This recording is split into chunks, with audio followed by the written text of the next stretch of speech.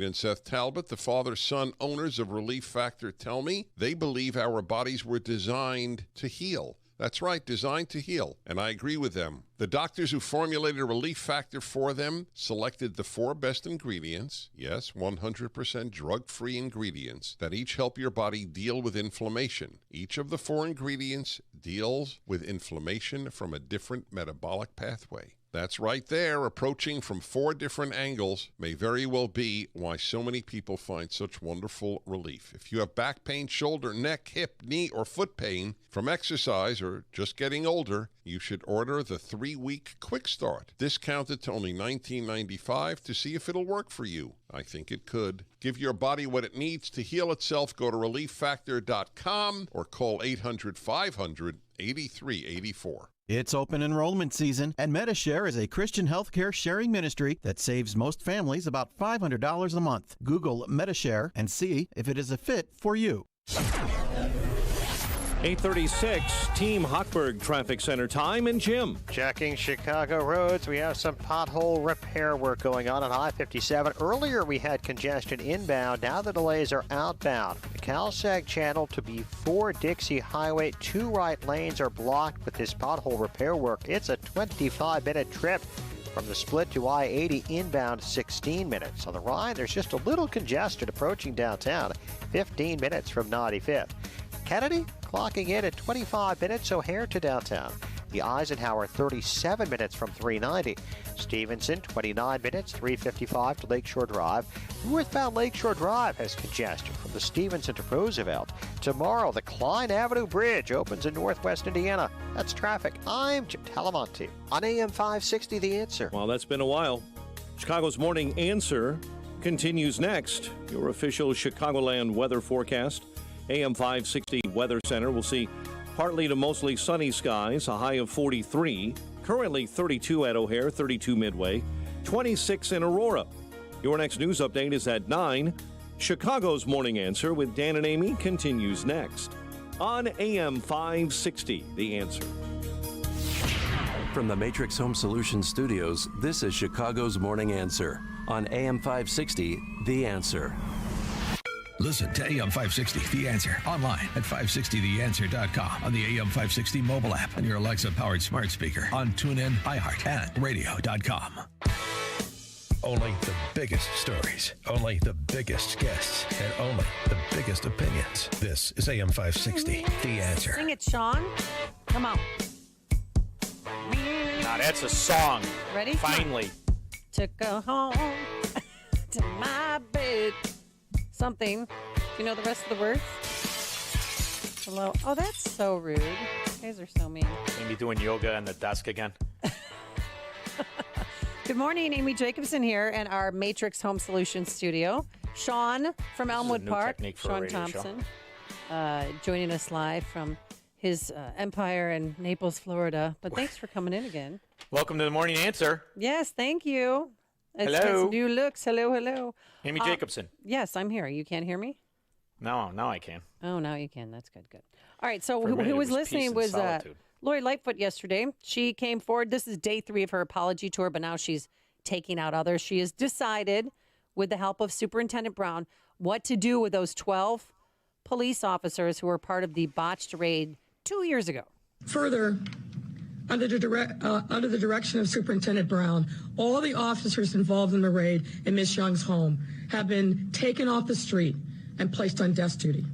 And John Cantanzera, FOP president, not happy because it's obvious that they're using these guys as scapegoats. Our officers are always the first in line to be thrown under the bus. You mean to tell me nobody in the mayor's inner circle knew about that video prior to the Tuesday? Like she's claiming she didn't know either. And they knew. I mean, she came out and said, oh, I saw it for the first time on Monday, or last week she said she saw it for the first time when she had seen it 13 months prior. So some heads rolled, head of the city council or her corporate council, he's gone, and then 2 other people, the PR person for that group is gone too. But if you look at the raw footage, these police officers, yes, they were sent to the wrong address, but just listen. We believe your story. We believe not your story, but what you're telling us, okay? We've verified it as much as we possibly could. And We acted upon it. We'll get this resolved. Unfortunately, we act on information because we're trying to make the neighborhood safe. So how could this have happened? Let's begin there with Kevin Graham. He's former president of the Chicago Fraternal Order of Police and is now spokesman for the Metropolitan Crime Commission. Good morning, Mr. Graham. How are you? Good morning, Amy. Good morning. So we know that every year there's 2,300 raids. And yes, this has been going on since the beginning of time, that there are raids that are botched where they're given the wrong address. But do you think putting these 12 officers on desk duty, because they've been out on the streets for 2 years, such a danger to the public, but now they're taking them off the streets? Is that the right thing to do? I disagree with that tactic of taking them off the street. I think that it sends a message that somehow they have done something wrong before an investigation has been complete. Based on even the audio clip that you just played, they told her that she was that they had the wrong address, and they apologized. Certainly, at the earliest convenience, they covered her up. They tried to repair her door.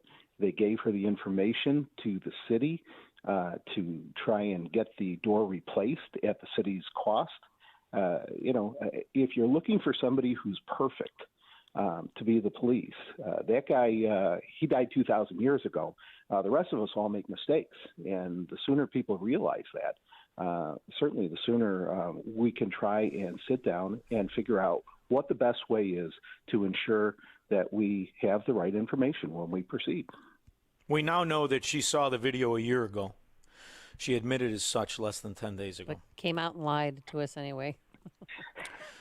Ultimately, Kevin, my question is this. Who got the address wrong? Is it the police that got the address wrong? Is it the warrant?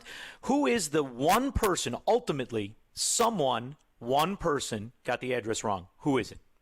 Well, it's my understanding, and I'm getting information third hand, so, keep that in mind. But my understanding is that it was an informant. Obviously, when the police get the information, they take it to the state's attorney's office. The state's attorney's office reviews it and then sends it to the judge for a signature. And I think what people forget is this is not something that police officers acted on their own. Right. They took it. This is a order from a judge. And so, certainly we try, and I think all police officers do their very best to try and get the correct information, because we don't want to see somebody else's house hit. That could be one of our family members.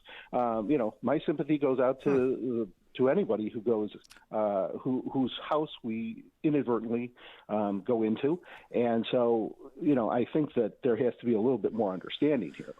But Kevin, have you ever in your lifetime seen a mayor's legal department go to court to stop a TV station from airing a story? And then they went after Anjanette Young's attorney for giving that tape to CBS. That is just, and they thought that they couldn't get caught. That's what bothers me so badly, the arrogance.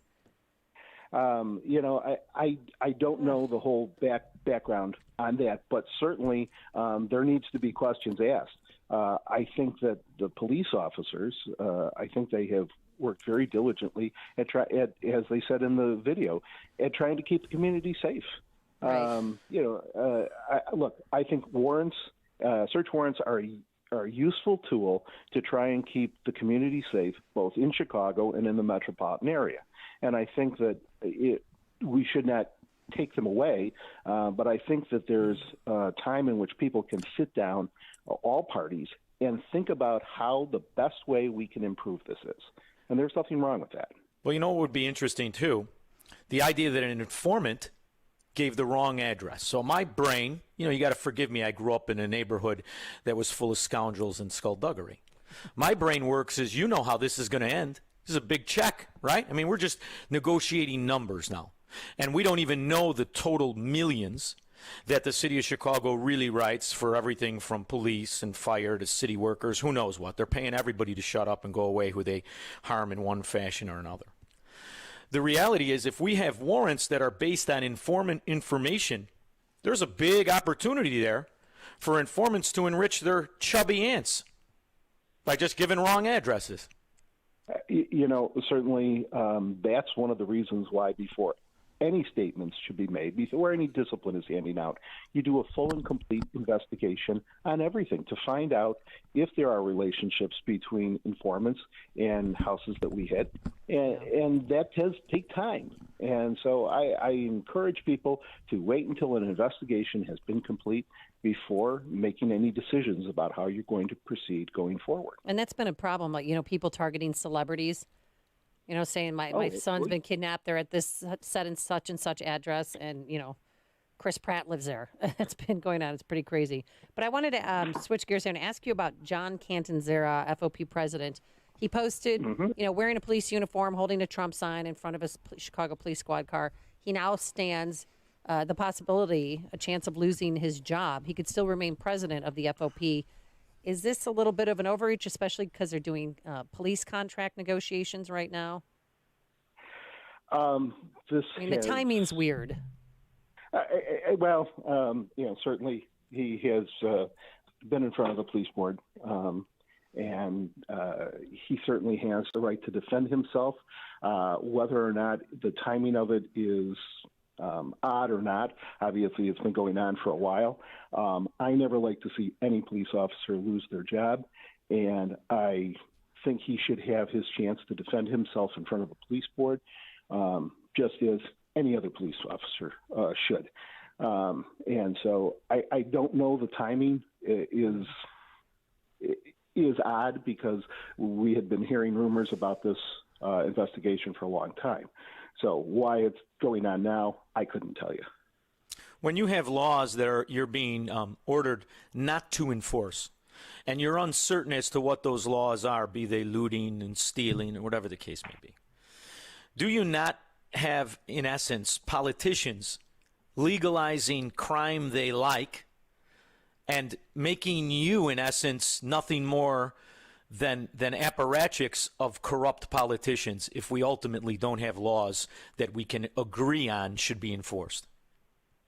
Well, I think I have always said that if you don't enforce the laws, then they don't mean anything. And so if you are sending a message to people that if you don't enforce laws, then they don't apply, or they don't apply to individuals. And that's wrong.